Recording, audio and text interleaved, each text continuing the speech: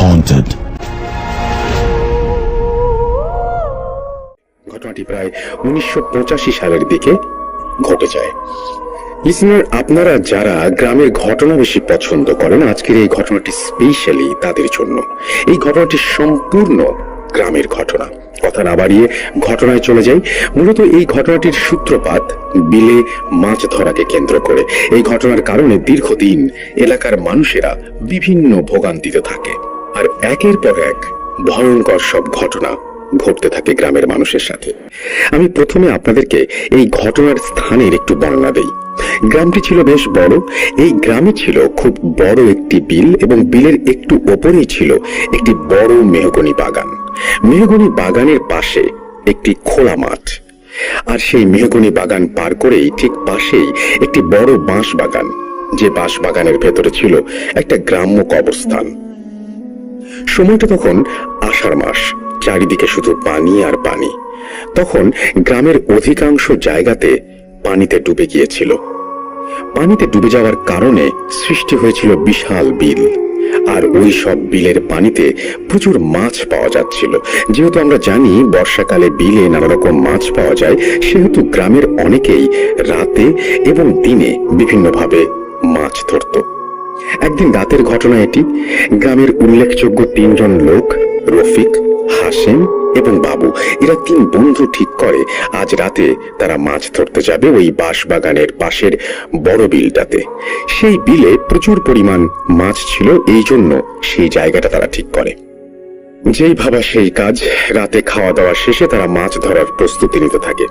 তারা 3 জন রাত আনুমানিক 10টার দিকে বের হয়ে যায় বাড়ি থেকে মাছ ধরার উদ্দেশ্যে।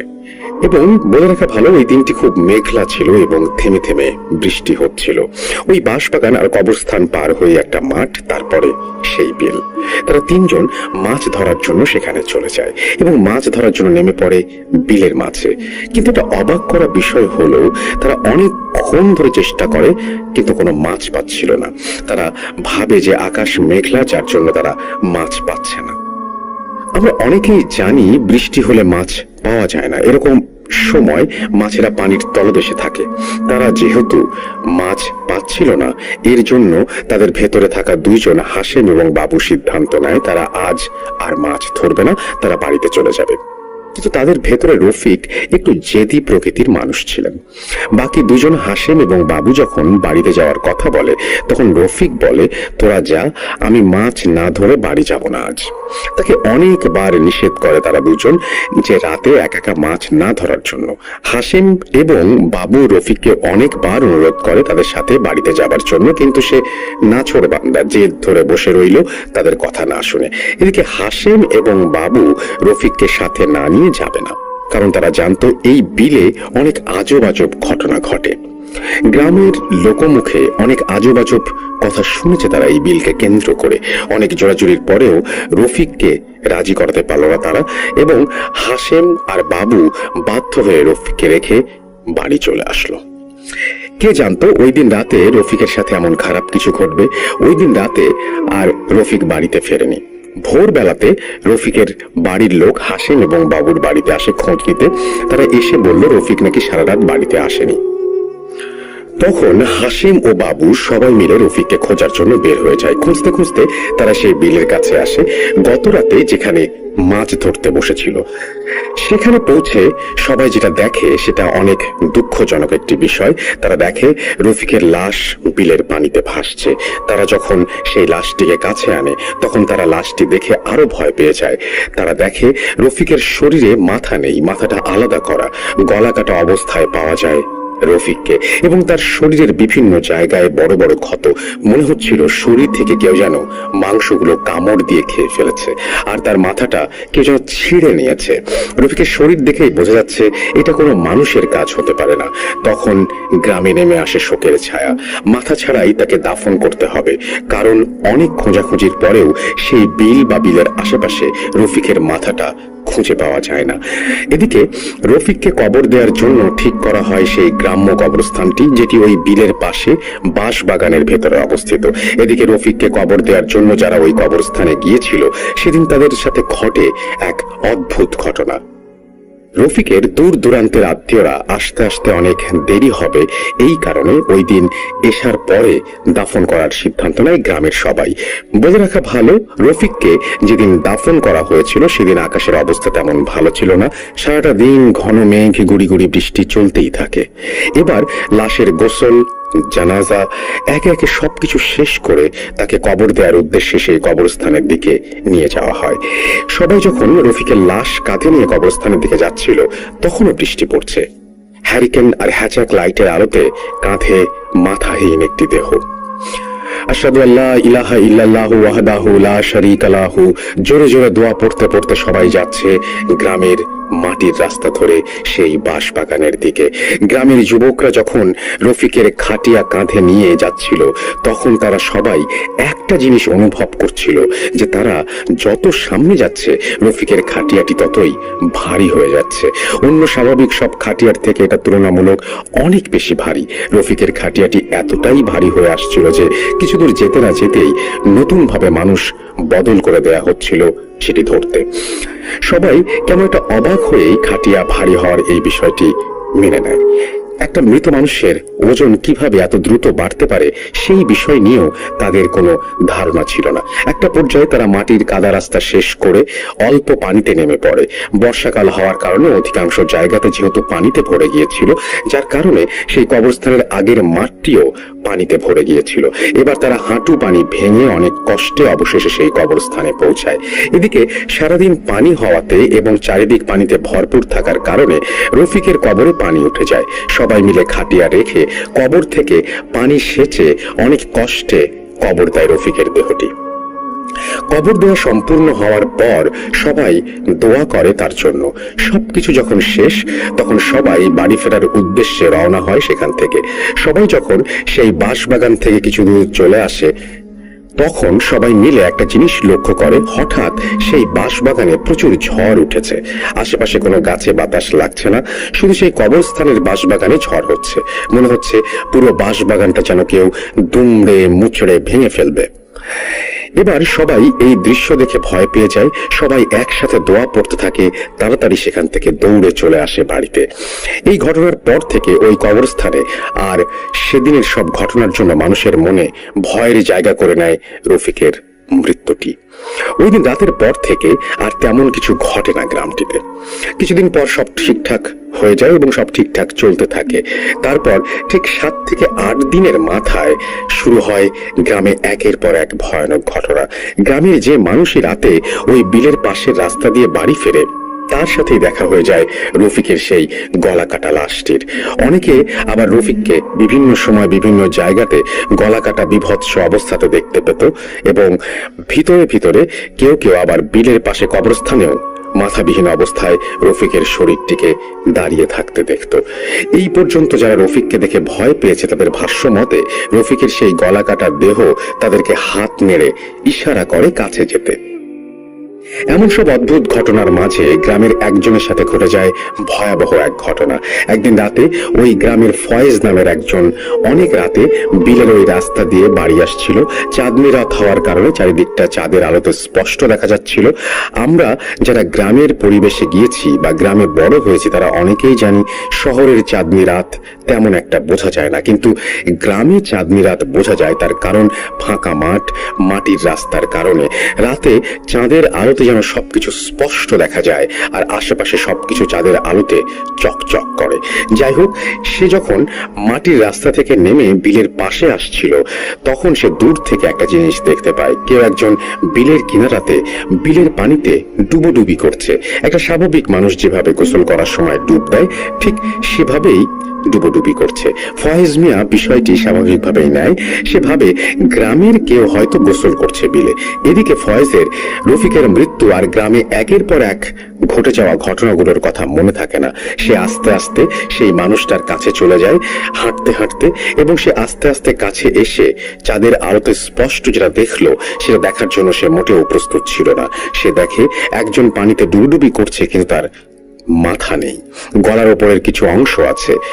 তার সামনে মাথাবিহীন একটা শরীর পানিতে ডুব দিচ্ছে আর উঠছে। তখনই তার অবস্থা খারাপ হয়ে যায়, মনে পড়ে যায় সব ঘটনা, রফিকের কথা, যে কিনা এই বিলটিতেই মাছ ধরতে এসে মারা গিয়েছিল। চোখের সামনে রফিকের গলাকাটা শরীরটিকে দেখে তার আর বুঝতে বাকি রইল না তার সাথে আজ কি ঘটতে চলেছে। সে ভয়ে জোরে একটা চিৎকার দেয়।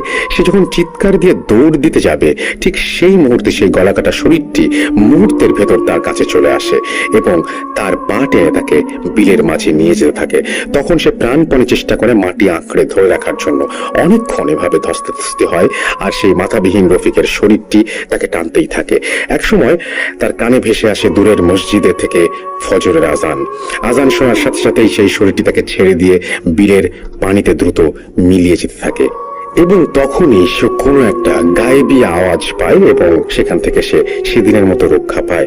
এত কিছুর পর আর জ্ঞান ধরে রাখা তার পক্ষে সম্ভব ছিল না। সে আল্লাহু আকবার বলে চিৎকার দিয়ে জ্ঞান হারায়। তার যখন জ্ঞান ফেরে তখন সে দেখে ওই বিলের মাঝে রাস্তাতেই পড়ে আছে আর কয়েকজন বয়স্ক মুরব্বী তার সামনে দাঁড়িয়ে আছে, যারা কিনা ওই রাস্তা দিয়ে ফজরের নামাজ পড়ার জন্য যাচ্ছিল। পথের মধ্যে তাকে পড়ে থাকতে দেখে তারা ডাক দেয়।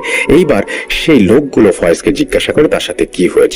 এরপর ফয়েজ তার সাথে ঘটে যাওয়া সমস্ত ঘটনা খুলে বলে। এবার ফয়েজ বলতে থাকে, যখন সে এদিক দিয়ে বাড়ি ফিরছিল তখন আনুমানিক রাত 11টার মতো বাজে আর এখন ফজরের ওয়াক্ত, কিন্তু এই পুরো রাত কিভাবে কাটলো। আবার সে বলে যে ঘটনাটি ঘটেছিল সেটি তার কাছে পুরো সময়টা মনে হয়েছিল 3-4 মিনিটের মতো একটা ব্যাপার, কিন্তু এত সময় কিভাবে কাটলো। যাই হোক, এবার ফয়েজ মুরব্বীদের অনুরোধ করে তাকে একটু বাড়িতে দিয়ে আসতে।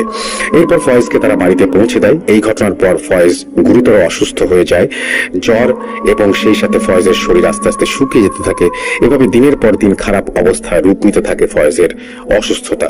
ফয়েজের পরিবার তাকে নিয়ে চিন্তায় পড়ে যায়। কোনো ডাক্তার, কবিরাজ কোনো কিছুতেই কাজ হচ্ছে না, ফয়েজ সুস্থ হচ্ছে না। এদিকে ফয়েজের সাথে ঘটে যাওয়া ঘটনার পর থেকে প্রতি রাতেই ফয়েজ ঘুমের মাঝে প্রচন্ড রকমের চিৎকার চেঁচামেচি শুরু করে আর চিৎকার চেঁচামেচির এক পর্যায়ে বলতে থাকে, আমাকে ছেড়ে দে, আমি যাব না, আমাকে নিষ্ণা পানির মাঝে ওই গলাকাটা আমাকে নিয়ে গেল, তোরা আমাকে বাঁচা। এভাবে দিন দিন সে প্রায় পাগলের মতো হয়ে যেতে থাকে। তার পরিবারের মানুষরা অনেক ডাক্তার কবিরাজ দেখিয়েও তার কোনো উন্নতি করতে পারে না। এর মাঝেই ফয়েজের সাথে ঘটে যাওয়া ঘটনার 3-4 দিন পরেই গ্রামের আরেক লোক মঞ্জু মিয়া এবং তার গরুর সাথে ঘটে যায় এক মর্মান্তিক ঘটনা, যে ঘটনার পর মঞ্জু মিয়াকে তার একটি হাত আর গরুকে হারাতে হয় প্রাণ। মঞ্জু মিয়া পেশায় একজন কৃষক। সে ফসলি জমিতে চাষাবাদ করত। রোজকার মতো সেদিন খাওয়া দাওয়া শেষে দুপুরে মাঠে যায় এবং মাঠে জন্মানো ঘাস নেড়ে দেবার কারণে সে সেখানে গিয়েছিল। মাঠের কাজ শেষ করতে করতে আসরের আজান দিয়ে দেয়। সে কাজ শেষ করে মাঠেই আসরের নামাজ পড়ে। নামাজ শেষ করে সে বাড়িতে আসে। বাড়িতে আসার পর তার স্ত্রী জানায় তাদের একটি গরু এখনো বাড়িতে ফেরেনি, গরুকে পাওয়া যাচ্ছে না। এদিকে সন্ধ্যা হয়ে যাচ্ছে, তার উপর অন্ধকারে একা একা গরু খোঁজা সম্ভব না। সে দ্রুত বাড়ি থেকে বের হয়ে যায় এবং তার হারিয়ে যাওয়া গরুটি খুঁজতে থাকে। পুরো গ্রাম খুঁজে গরুটিকে, কিন্তু এদিকে মাগরিবের আজান দিয়ে দেয়। আজান দেওয়ার কারণে সে নামাজ পড়তে চলে যায়। নামাজ শেষ করে সে বাড়িতে এসে দেখে গরুটি ফিরেছে কিনা। এসে দেখে গরুটি বাড়িতে আসেনি। এবার সে বাড়ি থেকে একটি হ্যারিকেন নিয়ে শেষবারের মতো গরুটি খোঁজার জন্য বের হয়। যেহেতু মাগরিবের আগে সে গ্রামের অন্য সাইডে খুঁজেছে, গরুটিকে পায়নি। শুধুমাত্র সেই রফিকের কবর দেওয়া বাঁশবাগান আর বিলের ওইদিকে খোঁজা বাকি রয়ে গিয়েছিল। এই কারণে সে গরুটি হয়তো সেই বিলের দিকে যেতে পারে ভেবেই সেই দিকে খুঁজতে যায়। যেহেতু কিছুক্ষণ আগে সন্ধ্যা হয়েছে, তাই ভয় না পেয়ে একটি হ্যারিকেন হাতে একা একাই চলে যায় বিলের দিকটায়। সে যখন মেহগনি বাগান পার হয়ে রফিকের কবরের পাশ দিয়ে যাচ্ছিল, তখন কবরের কিছু দূরে সামনে একটা ঝোপের মতন গরুর মতন কি যেন একটা দাঁড়িয়ে আছে সে একটু বুঝতে পারে এবং সে একটা আবছা একটা কিছু দেখতে পারে। আরো কাছে যেতে সে দেখে তার সেই সাদা গরুটি সেই ঝোপের ভিতরে দাঁড়িয়ে আছে। সে ভাবতে থাকে যেহেতু অন্ধকার হয়ে যাচ্ছে, এর কারণে বোধহয় গরুটি বাড়ি চিনতে পারছে না, পথ ভুল করে চলে এসেছে এখানে এবং দাঁড়িয়ে আছে। তখন সে তার হ্যারিকেনের পুরো আলোটির জোর বাড়িয়ে দিয়ে গরুকে জোরে জোরে ডাকতে থাকে আর গরুর দিকে এগোতে থাকে গরুটি ধরার জন্য। সে যখন গরুর কাছে চলে যায় এবং গরুটি ধরতে যায়, তখনই সেই গরুটি ভয়ে আতঙ্কিত হয়ে লাফ দিয়ে রফিকের কবরের কাছে চলে যায়। এবার মঞ্জু মিয়া তার হ্যারিকেনের আলোটি কমিয়ে দেয় এটা ভেবে যে গরুটি হয়তো ভয় পেয়েছে।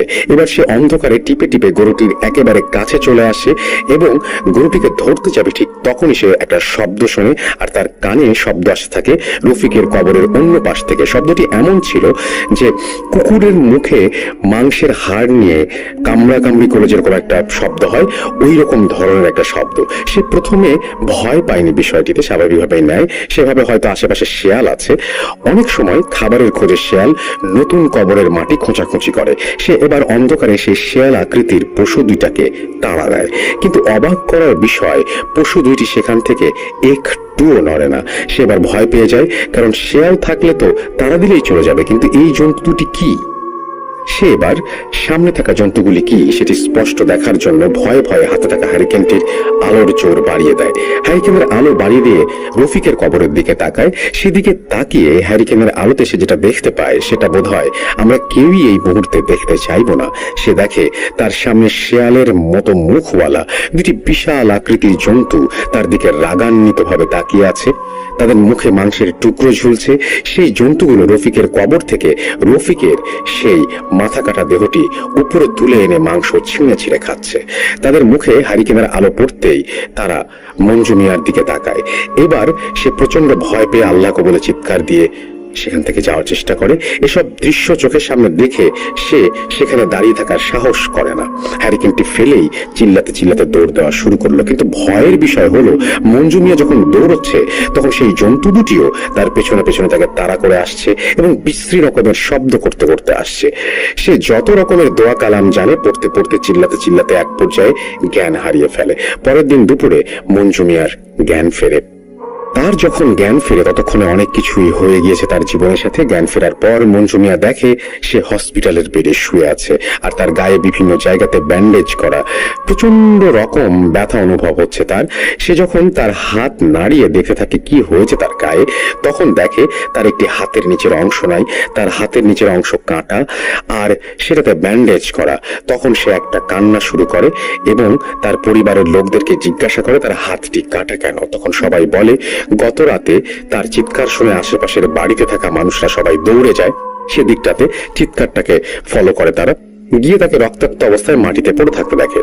তার শরীরের বিভিন্ন জায়গাতে গভীর ক্ষত দেখে মনে হচ্ছিল কেউ যেন তার শরীর থেকে মাংস কামড় দিয়ে খেয়েছে এবং তার হাতটি ছিঁড়ে ঝুলছিল মাটিতে। পরে সবাই তাকে সেই রাতে হসপিটালে নিয়ে আসে এবং ডাক্তার তার হাতটি কেটে ফেলতে বাধ্য হয়, কারণ হাতটি পুরোটাই ছিঁড়ে ঝুলছিল, শুধু চামড়াটা ছিল আর কি। তো এরপর সে যখন আবারও বাড়ির লোকজনকে জিজ্ঞাসা করে তার গরুটির ব্যাপারে, যে গরুটির কি অবস্থা, উত্তরে তারা তাকে জানায় যে সেই গরুটিকে পরের দিন সকালে একজন সেই কবরস্থানের পাশে বিলের মাঝে মরে থাকতে দেখেছে। গরুটিকে যখন সবাই পাড়ে টেনে আনে তখন সবাই দেখে গরুটির মাথা নেই, আর গরুটির সারা গায়ের বিভিন্ন জায়গাতে ক্ষত ছিল। মনে হচ্ছিল শরীর থেকে কেউ মাংস খেয়ে ফেলেছে, বিভৎসভাবে মেরে ফেলা হয়েছিল গরুটিকে। এসব শুনে মঞ্জু মিয়া আবার ভয় অজ্ঞান হয়ে যায়। এবার একের পর এক ঘটনা দেখে গ্রামের লোকেরা ভয়ে সন্ধ্যায় বাড়ি থেকে বের হওয়া বন্ধ করে দেয়। গ্রামের সবার মনে ঢুকে যায় এক অদ্ভুত আতঙ্ক। রাত নামলেই যেন অন্য একটা জগতের সৃষ্টি হয় সেই গ্রামে। এই ঘটনার সাথে সম্পৃক্ত আরেকটি ছোট ঘটনা রয়েছে রফিকের স্ত্রী সালমার সাথে, যেটা রফিকের মৃত্যুর পরেই ঘটে যায় সালমার সাথে। একদিন হঠাৎ রাতে সালমার ঘুম ভেঙে যায়। তখন রাত আনুমানিক 11টা-12টা হবে। গ্রামে এই সময় মানে মধ্যরাত সালমার বাথরুমে যাওয়ার প্রয়োজন হয়। সে একটি কুপি নিয়ে বাথরুমে যাওয়ার জন্য ঘর থেকে বের হয়।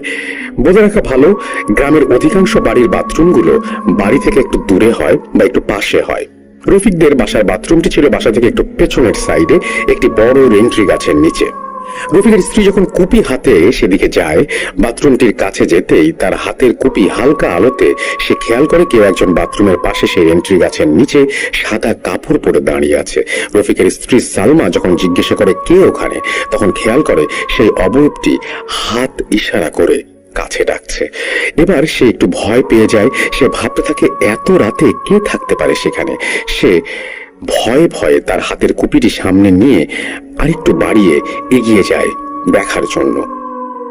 কুপির আলোতে সে দেখতে পায় সাদা কাপড় পরে তার স্বামীর মতো কেউ একজন দাঁড়িয়ে আছে এবং তার স্বামী তার সাথে কথা বলতে শুরু করে এবং সে বলে যে তার একা থাকতে কষ্ট হচ্ছে। সে তার স্ত্রী সালমাকে ডাকতে থাকে এবং এই কথাটি বললেই সে যে একা থাকতে কষ্ট হচ্ছে এবং সালমাকে তার কাছে থাকতে বলে, এইটা বলতে বলতে সে কাঁদতে কাঁদতে বাতাসের মতো মিলিয়ে যায়।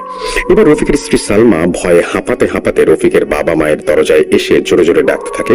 রফিকের বাবা মা দরজা খুলে বাইরে আসে, এসে দেখে সালমা অনেক ভয় পেয়ে গেছে। তাকে কি হয়েছে জিজ্ঞেস করলে সে কোনো কথা বলতে পারছে না, শুধু হাত দিয়ে বাইরের দিকে দেখাচ্ছে।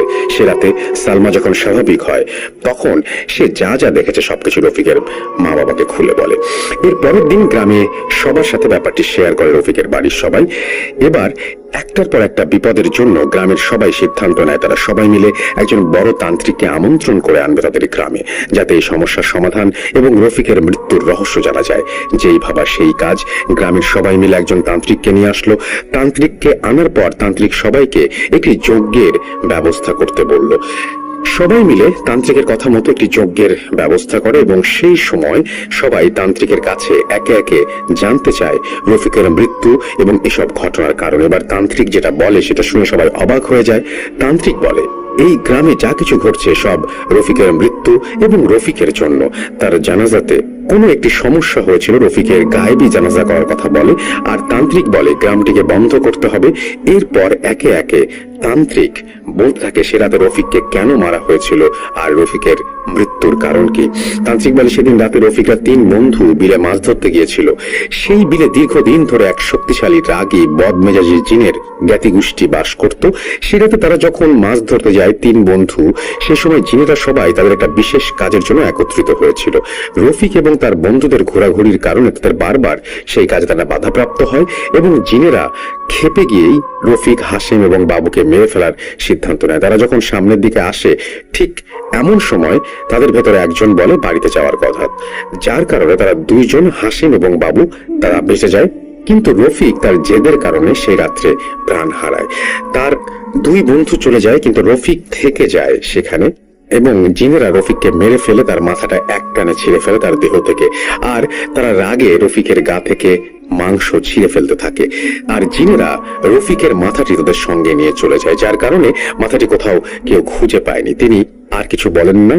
আর তাদের বলে যে রফিকের জানাজার ব্যবস্থা করতে ওই বিলে মাছ ধরতে নিষেধ করেন তান্ত্রিক। এভাবে সব ঠিক হয়ে যাবে আস্তে আস্তে। এরপর তান্ত্রিক সেই বিলের দিকে যায়, গিয়ে কিছু মন্ত্র পাঠ করে এবং সেখানে একটা যজ্ঞ করে, তারপর চলে যায়। তান্ত্রিকের আসার পর থেকে সবকিছু স্বাভাবিক হতে থাকে। আর সেই তান্ত্রিক তাকে সুস্থ করে যে কিনা রফিককে ওই ডুবুডুবি করতে দেখেছিল।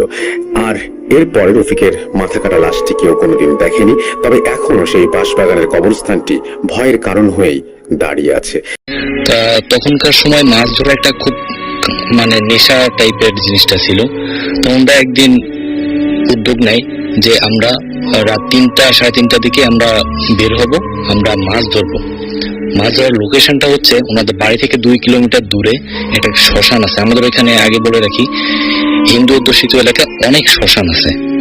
তো ওই শ্মশানের পাশ দিয়ে একটা খাল বয়ে গেছে, নাম হচ্ছে কাজলার খাল। তো এখানে প্রচুর পরিমাণে মাছ পাওয়া যায়। তো আমরা 2 জন মিলে রওনা করছে, সাথে হাড়ি নিছে মাছ রাখার জন্য। তুই আর কি আর মাছ না, মনি কাকা ভাবলেন যে মনে তো তার মাছ ধরাতে ব্যাঘাত ঘটানোর জন্য এটা করছে। তো এইভাবে করতে করতে আর কিছুক্ষণ যাওয়ার পরে মিলন কাকা যখন দেখলেন ওই যে শেপটা, সেটা যখন তার দিকে ফিরলেন, সেটা দেখলেন শুধু একটা মাথার খুলি, জাস্ট একটা মাথার খুলি, এবং মাথার খুলি যে চোখ দিয়ে অজস্র আগুন ঝরতেছে। ওটা দেখে এবং আরো বলি যে মিলন কাকার দিকে তাকায় সে একটা বাজে রকমের হাসি দিছে। জ্যোৎস্না রাত দেখছে সে ওটা দেখে আর থাকতে না পারে, সে উপরে উঠে কুলে উঠে দৌড় মারতে গেছে। দৌড় মারতে যেয়ে সেখানে সেন্সলেস হয়ে পড়ে গেছে। এবং সে বারে বারে বলার চেষ্টা করছিল ওই উঠে যাওয়ার আগেই যে মনি তুই সরে যা, তো পিছে কি একটা আছে। তো মনি কাকা এগুলো কিছুই শুনতে পারিনি। তবে এটুকু হইলে হয়তো বা ভালো হইতো, তবে জিনিসটা এখানে সমাপ্ত না। তারপরে যেটা ঘটলো খুবই লোমহর্ষক, সেটা হচ্ছে মনি কাকা নিজের মতো করে মাছ ধরতে ধরতে এক পর্যায়ে কাজলা শ্মশানের কাছে চলে গেছে, যেটা উনি নিজেও জানতেন না যে উনি শ্মশানের কাছে চলে গেছে। ওই শ্মশানটা খুবই খারাপ ছিল এবং ওখানে অনেক বাজে বাজে রকমের অনেক জিনিস ঘটে। তো উনি যখন শ্মশানের খালের কাছে চলে গেছে তখন উনি পোলো দিয়ে খেপ দিছে, ওইখানে অনেক বড় একটা মাছ মানে পড়ছে ভেবে উনি দেখে যে পোলো অনেক মানে অনেক গোতাগুতি করতেছে। উনি এবার না পেরে উনি ওই মাছটাকে ধরতে গেছে। এখানে ঘটে সবচেয়ে খারাপ জিনিসটা, উনি যখন হাত দিছে তখন কিছু একটা জিনিস ওনার হাত চেপে ধরছে। আমরা যেমন একজন বন্ধুকে না যাওয়ার জন্য হাতটা আমরা ধরে বসি যে তুই যাস না, ঠিক সেভাবে জোরে ওনার হাত ধরে বসছে। এবং উনি যখন এই জিনিসটা দেখছে উনি ওইখানে ভয় পেয়ে গেছে। উনি নিজের মধ্যে সাহস আটকে রেখে উনি হাতটা এবার পোলো থেকে বের করে নিয়ে আসছে। এনে দেখে কি একটা তাজা হাত ওনার হাত ধরে রাখছে এবং সেই হাত দিয়ে হাতটা অর্ধেক কাটা এবং সেই কাটা জায়গা দিয়ে অজস্র পরিমাণে রক্ত ঝরতেছে। উনি ওইটা দেখে সহ্য করতে না পেরে উনি ওই সব মাছ ওনার পোলো জাল দেখে উনি দৌড় মারছে এবং দৌড় মেরে উনি বাড়ির পথে রওনা দিছে।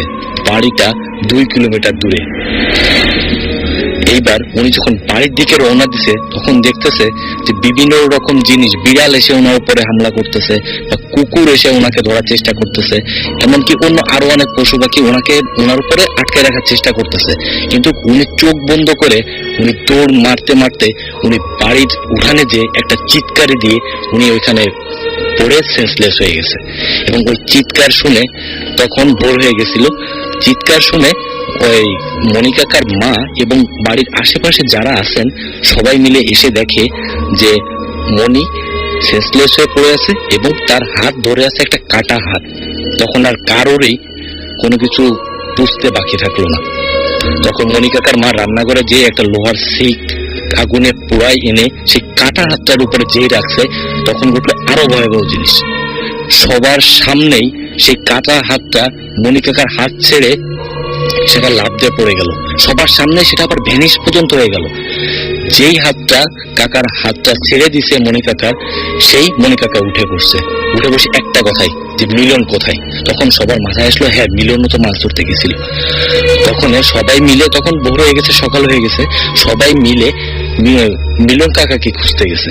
খুঁজতে যেয়ে দেখে যে মনিকাকা যাবে ডিরেকশন দিছে যে এইখানে এইখানে আছে, ওইখানে যেয়ে দেখে যে সে নাই। তখন খুঁজতে খুঁজতে 1-1.5 ঘন্টা পরে দেখে যে কাজলা শ্মশানে বড় একটা সরা গাছ আছে এবং সরা গাছের উপরে মিলন কাকা সোজাভাবে শুয়ে আছে। আমরা সবাই জানি যদি কেউ কোনো ডালের উপরে শুয়ে থাকে তাহলে সে ঘুমাই পড়লে সে বাঁকা হয়ে যাবে, কিন্তু সে বাঁকা ছিল না, সে পুরো সোজা ছিল 2 ডালের মাঝখানে।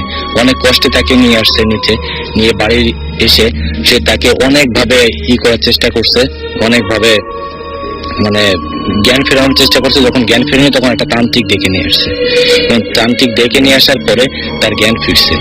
জ্ঞান ফেরার পরে তখন সে বলল একটা কথাই, যে যখন শুনলো যে সে সরা গাছে আছে তখন সে নিজেই হতবাক হয়ে গেল। আমি সরা গাছে গেলাম কিভাবে? আমি তো সেন্সলেস যখনই পড়ে যায় তখন পর্যন্ত আমি জানি আমি কোন জায়গায় ছিলাম। এখন পর্যন্ত ওনারা কেউই বলতে পারে না তাদের সাথে যেটা ঘটে গেছে তার কোনো মানে কিভাবে কি ঘটলো, কিভাবে কি হইলো এটা নিজেও জানে না। এবং এরপর থেকে মনিকাকা বা মিলন কাকা কেউই মাছ ধরা তো দূরের কথা, সন্ধ্যার পরে বাড়ির বাইরে পর্যন্ত যায় না। তো রাসেল ভাই একটা জিনিস বলতে চাই যে আমাদের নদীর পাড়ে রাত্রেবেলায় ছেলেরা বিশেষ করে অনেক আড্ডা দিতে যায়, আমরাও আড্ডা দিয়েছি। তো রাসেল ভাই যাদের সাথে ঘটনা ঘটে, আমার 3টা জুনিয়র ছোট ভাই, তারা সেদিন রাত্রে সময়টা খুব বেশি দিন আগের না, এর আগের লিচুর সিজনে, লিচু মানে গ্রীষ্মকালের দিকে আর কি। তো তারা রাত 2টার দিকে নদীর পাড়ে বসে মজা করছে। তো এমন সময় তারা দেখে যে নদীতে একটা নৌকা মাঝি সহ রাত 2টার দিকেই বেয়ে তাদের দিকে আসছে। তো এর মাঝখানে তারা ডিসিশন নিয়ে নেয় যে তারা রাত্রেবেলায় নৌকায় করে ঘুরে বেড়াবে। আর রাস্তাতে একটা জিনিস বলি যে ওই দিন রাতটা বেশ জ্যোৎস্না রাত ছিল, সব দেখা যাচ্ছিল। তো মজা করার জন্য তারা ডিসিশন নেয়। তো যখন নৌকাটা পাড়ে এসে ভিড়ে তখনই ঘটে ঘটনা রাসেল ভাই। ওরা কাছে যেতেই দেখে যে নৌকায় কেউ নেই। ওরা তাৎক্ষণিকভাবে ওই 3টা ছেলের মধ্যে একটা ছেলে বেশ অনেকখানি অসুস্থের মতো হয়ে পড়ে। বাকি 2জন নৌকায় ওঠে না উঠেই তাৎক্ষণিকভাবে ওকে নিয়ে হলে চলে আসে। তারা এসে বড় ভাইদের জানায়। তো বড় ভাইরা বলে ঠিক আছে চলো গিয়ে দেখি কি অবস্থা। বড় ভাইরা গিয়ে দেখে কোনো কিছুই নাই। তো বড় ভাইরা কথা বলে ওইখানকার যে নাইট গার্ডরা ছিলেন তাদের সাথে। নাইট গার্ডরা বলে, মামা এটা তো চিরাচরিত একটা ব্যাপার, এখানে তো মাঝে মাঝেই নৌকা ঘুরে বেড়ায় নদীর উপর দিয়ে। কিন্তু তারা বলে আর একটা কথা যে, মামা আপনার নৌকায় না উঠে অনেক ভালো একটা কাজ করছেন, নৌকায় যদি উঠতেন হয়তো অনেক বেশি বড় কোনো বিপদ হয়ে যেত। তো আসলে ঘটনার শেষ এখানেই না, ওই দিন রাত্রি ঘটে আর একটা ঘটনা। আমার দুটা ফ্রেন্ড, ওরা যায় রাসেল ভাই, একটু শুনতে উইয়ার্ড লাগবে, তারপরেও ওরা যায় রাসেল ভাই লিচু চুরি করে খেতে। আমাদের ভার্সিটির নদীর পাশ বরাবরই শেষ প্রান্তে আছে হচ্ছে আমাদের গেস্ট হাউস, আমাদের ভার্সিটি গেস্ট হাউস। তো ওখানে অনেকগুলি লিচু গাছ আছে, তো ওরা যায় লিচু খেতে। তো ওই রাত্রে লিচু আর খেতে খাওয়া হয় না ওদের, কারণ গার্ড অনেক বেশি ছিল। তো ওরা নদীর পাড় বেয়েই ভার্সিটি ক্যাম্পাসের ভিতরে ঢুকতে থাকে। ওরা দেখে রাসেল ভাই একই জিনিস, নদীর কিনার ঘেঁষে একটা নৌকা বয়ে যাচ্ছে। ওরা দূর থেকে একদম শুনতে পারে রাসেল ভাই যে কেউ বইটা দিয়ে যে জলের শব্দ হয়, জলের মধ্যে বইটা চালানোর সময় শব্দটা হয়, তারা স্পষ্ট শুনতে পাচ্ছে। কিন্তু তারা দেখে নৌকায় কেউ নাই। আসলে তারা জানতো না যে আগে যে ঘটনাটা আমি বললাম যে 3 জুনিয়র ছিল, তারা জানতো না এমন কিছু হয়েছে। পরের দিন তারা যখন আমি এটা জানাই, আসলে আমি ওদের বলি যে একই ঘটনা ঘটছে 3 জুনিয়র ছেলের সাথে। তারা ভাগ্যক্রমে ওই নৌকায় ওঠে নাই, কিন্তু উঠলে মামারা জানায় অনেক খারাপ কিছু হতে পারতো। এই ছিল আসল ভাই আমার ভার্সিটি নদীর ঘটনা। আসল ভাই আর একটা জিনিস বলতে চাই আমার ভার্সিটি সম্পর্কে, সেটা হচ্ছে যে আমার হলের, আমি যে হলে থাকি সেই হলের ঘটনা। আসল ভাই আমি ওই হলে যাওয়ার পরে বেশ অনেক কিছু শুনছি যে আমাদের হলে অনেক কিছু দেখা গেছে। কিন্তু রাসেল ভাই আমি আপনার ফোন পাওয়ার পরে এক্স্যাক্টলি আমাদের হলে যে নাইট গার্ড ছিলেন তার সাথে দেখা করি। এই তো পরশুদিন রাত্রেবেলায় 2টার দিক আমি তাকে খুঁজে পাই, হলে অনেক খোঁজাখুঁজি করে তাকে খুঁজে পাইছি। তারপরে আসলে তার সাথে আমি কথা বলি। তিনি যা যা জানান আমাকে রাসেল ভাই, প্রথমে আমাকে একটু ইতস্তত করেন যে জানাবেন না, তারপরে আমায় জানান যা যা তা ছিল অনেক ভয়ঙ্কর। রাসেল ভাই উনি জানান যে কয়েক বছর আগেই উনি বেশ 6 থেকে 7 বার কিছু একটা দেখেছেন। আমাদের হলের সামনে যে হল, সে হলের পিছনে একটা শিমুল গাছ ছিল। উনি দেখতেন, প্রায় দেখেছেন, আমাদের হলে আরো 2-1 মামাও দেখেছেন, দেখতেন যে একটা ছোট্ট একটা বাচ্চা হামাগুড়ি দিয়ে দিয়ে শিমুল গাছ থেকে আমাদের হলের সামনে পর্যন্ত এসে আবার ঘুরে যেত। উনি আমায় এভাবে জানায় যে, মামা আমি যে বাচ্চাটাকে দেখতাম একদম কালো কুচকুচা ছিল। রাসেল ভাই আমার কাছে তখন পর্যন্ত এটা অনেক নর্মাল ছিল, কিন্তু রাসেল ভাই যখন আমি শুনি আমার গায়ের লোম একদম দাঁড়ায় যায়। সেটা হচ্ছে যে উনি বলে যে, মামা আমি যে ছোট বাচ্চাটাকে দেখতাম তার পা কিন্তু মাটিতে থাকতো না, তার পা একদম পিছনের দিকে বাঁকানো থাকতো। এটা শুনে রাসেল ভাই আমি অনেক ভয় পেয়ে যাই যে উনি এভাবে করে বলেন। তারপর উনি আরো বলেন যে, মামা এখানে তো আমি আরো অনেক সময় অনেক কিছু দেখছি। আমাদের হলে প্রায় মাঝে মাঝে উনি দেখতেন যে একটা ঘোড়া হেঁটে বেড়াচ্ছে, ঘোড়াটা অনেকক্ষণ ধরে হেঁটে বেড়াতো, তারপর আবার ভ্যানিশ হয়ে যেত। এটা আমার কাছে অনেক কমন একটা ব্যাপার ছিল। এই ছিল রাসেল ভাই আমার ভার্সিটির ঘটনা। হ্যালো অডিয়েন্স, আপনারা যারা ভূতের ঘটনা শুনতে ভালোবাসেন অবশ্যই আমাদের ভূত স্টোরি FM এই চ্যানেলটি সাবস্ক্রাইব করে রাখবেন। আর বিশেষ করে রাসেল ভাইয়ের যে ইমেল ঘটনাগুলো আছে, আমরা প্রতিদিন এই চ্যানেলে সেই ভয়ঙ্কর ইমেলগুলো আপলোড করে থাকি। তো অবশ্যই আপনারা আমাদের এই চ্যানেলটি সাবস্ক্রাইব করে রাখবেন। ধন্যবাদ।